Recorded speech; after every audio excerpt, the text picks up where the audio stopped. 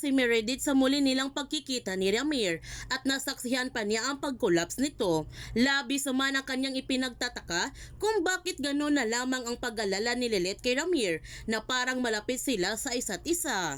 Habang nahihirapan na huminga si Ramir, ipinagtapat na niya kay Patricia ang totoong ina ni Lilith na siya nang magsabi kay Lilith na ang kanyang ina ay si Meredith Simmons dahil hindi niya alam kung magtatagal ba siya dito sa mundo.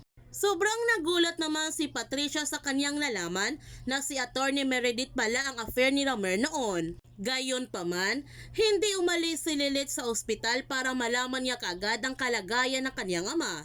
Nagtanong si Attorney Kurt kung kaya ba niya humarap sa susunod nilang hearing. Baka kasi hindi na dahil sa mga bigat niyang iniisip. Gusto ba niya na tulungan na niya ito na maghanap ng collaborate counsel at gusto ni Lilith na si Bonnie ang kanyang magiging collaborate counsel nito. Kaya pumunta na si Bonnie sa presento para magpakilala na siya kay Nanay Chato na siya ang collaborate counsel ni Lilith at magkaibigan silang dalawa nito. Sasabihin kaya ni Patricia kay Lilith ang kanyang totoong ina? Yan ang ating aabangan sa Lilith Matias. Kung bago ka pa channel ko, don't forget to like, subscribe, and click notification bell para palagi kang updated sa mga videos in-upload ko. Thank you for watching and God bless to everyone!